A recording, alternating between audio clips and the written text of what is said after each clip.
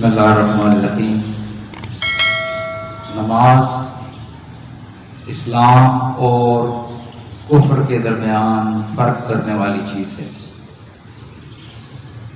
مسلمان نماز پڑھتا ہے اور کافر نماز نہیں پڑھتا۔ اس لیے الحمدللہ ہم سارے مسلمان ہیں، ہمیں نماز ہر حال میں پڑھنی چاہیے اور نماز سمجھ کر پڑھنی چاہیے۔ نماز سمجھ کر پڑھنی چاہیے اور سوچ سمجھ کر۔ ایک تو جب ہم اللہ کے سامنے کھڑے ہوتے ہیں اور اللہ اکبر کر کے ہاتھ باندھ لیتے ہیں تو یہ سوچا کریں کہ ہم ایک بہت بڑے بادشاہ کے سامنے ہاتھ باندھ کے کھڑے ہیں۔ ایک تو یہ دنیا کے بادشاہ ہوتے ہیں نا، ان کا اختیار کچھ نہیں ہوتا، یہ تو بے اختیار بادشاہ ہوتے ہیں۔ ایک تو یہ دنیا کے بادشاہ ہوتے ہیں، یہ اصل میں بے اختیار ہوتے ہیں۔ ان کے پاس تو وہی اختیار ہے کہ جو عارضی اختیار ہے، جو اللہ چاہے تو کسی وقت بھی لے سکتے ہیں۔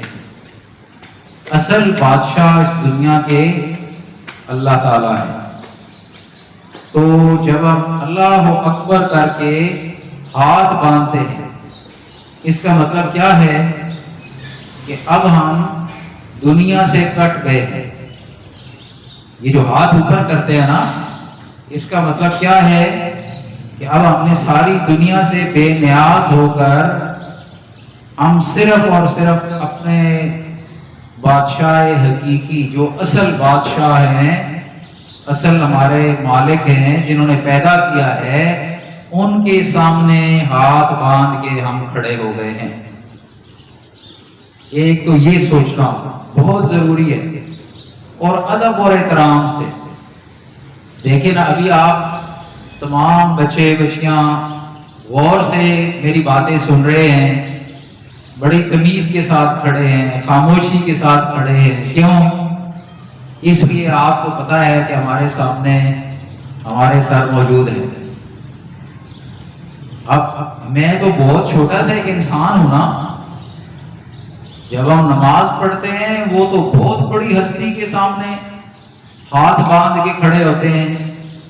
تو ذہن میں یہ لایا کریں کہ بہت بڑے بادشاہ کے سامنے ہم ہاتھ باندھ کے ادب اور احترام کے ساتھ کھڑے ہیں، اور اس طرح کھڑے ہونا ہے تھوڑا سا اپنے سر کو نیچے کر کے ادب کے ساتھ، کہ اللہ کے سامنے کھڑے ہیں نا، کسی عام ہستی کے سامنے نہیں کھڑے ہوئے۔ تو نماز اس طرح پڑھنی ہے، اسے کہتے ہیں خشوع اور خضوع کے ساتھ نماز پڑھنا، صحیح طریقے سے نماز پڑھنا، اور پھر آرام آرام سے پڑھنا ہے، جلدی نہیں پڑھنا، آرام آرام سے اور سمجھ کر پڑھنا ہے۔ یہ نماز کا پورا ترجمہ بھی انشاءاللہ آپ کو چھوٹی کلاسز میں ہم سکھاتے بھی ہیں، اور یہاں بھی میں آپ کو ترجمہ اور تشریح انشاءاللہ بتاؤں گا، لیکن اس وقت صرف نماز کی ابتدائی چیزیں میں آپ کو بتا رہا ہوں کہ ایک تو نماز کس نیت کے ساتھ پڑھنی ہے، کس کیفیت میں پڑھنی ہے، آہستہ آہستہ پڑھنی ہے۔ پھر جب آپ رکوع کرتے ہیں، رکوع میں آرام سے رکوع میں جائیں۔ آج ہی صبح میں ایک حدیث پڑھ رہا تھا، بخاری شریف کی حدیث، کہ اس میں آپ صلی اللہ علیہ وسلم نے صحابہ کرام کو طریقہ بتایا کہ آرام کے ساتھ رکوع میں جائیں اور آرام سے رکوع میں تسبیحات پڑھیں، اور پھر آرام کے ساتھ کھڑے ہو جائے سکون کے ساتھ، پھر آرام سے سکون کے ساتھ سجدے میں جائے، پھر اٹھ کر، ہم تو یوں کرتے ہیں نا کہ جو ہی اٹھے فوراً چلے گئے، اس طرح بھی نہیں جاتے، بلکہ ایک سجدہ کرنے کے بعد اٹھ کر آرام سے بیٹھ جائیں، پھر آرام سے دوسرا سجدہ کریں اور آرام سے تسبیحات پڑھیں۔ جب ہم اتنے بڑے بادشاہ کے سامنے نماز پڑھ رہے ہیں اور جلدی جلدی نماز پڑھیں، اس کا فائدہ کوئی نہیں۔ اسی حدیث میں میں پڑھ رہا تھا جس کا میں ذکر کر رہا ہوں کہ آپ صلی اللہ علیہ وسلم نے ایک صحابی کو بلایا، اس نے جلدی جلدی نماز پڑھی، تو آپ نے بلایا اور کہا کہ آپ نے نماز کوئی نہیں پڑھی۔ اس نے جا کے دوبارہ نماز پڑھی، پھر بھی اس نے جلدی جلدی نماز پڑھی۔ آپ نے پھر بلایا، فرمایا کہ آپ نے نماز نہیں پڑھی۔ تو اس صحابی نے کہا یا رسول اللہ آپ پھر مجھے بتا دیں میں کیسے پڑھوں۔ پھر آپ نے یہ طریقہ بتایا جو میں نے آپ کو بتایا ہے کہ آرام اور سکون کے ساتھ کھڑے بھی ہونا ہے، رکوع بھی کرنا ہے، سجدہ بھی کرنا ہے۔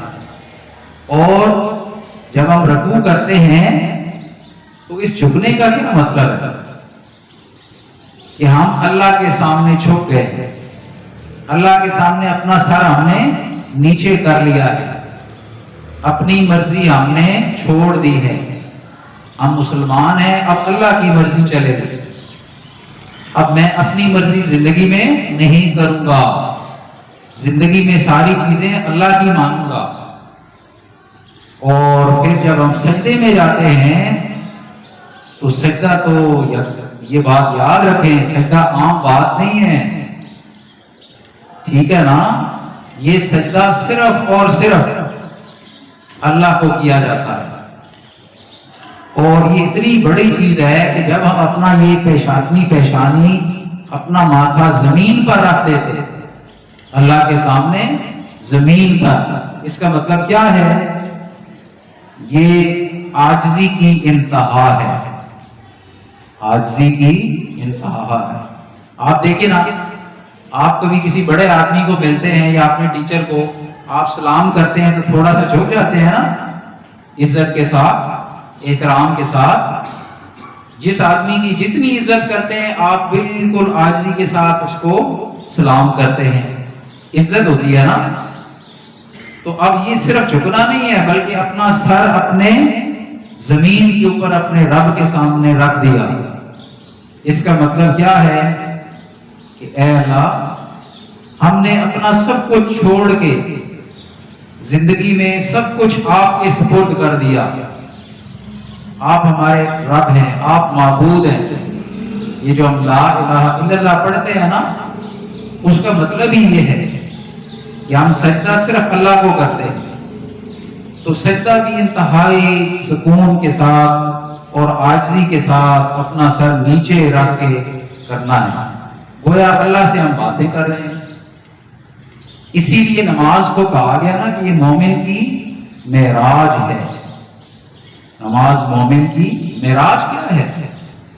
معراج آپ کو پتہ ہے کہ آپ معراج اس واقعے کو کہتے ہیں جس میں اللہ کے رسول اس دنیا سے آسمان پر گئے تھے اور اللہ سے ملاقات کی تھی۔ معراج وہ واقعہ ہے۔ تو جب ہم یہ کہتے ہیں کہ نماز مومن کی معراج ہے، اس کا مطلب کیا ہے کہ مومن اللہ سے ملاقات کرتا ہے۔ نماز میں مسلمان اللہ سے ملاقات کرتا ہے، سجدہ کرتا ہے، اللہ سے باتیں کرتا ہے۔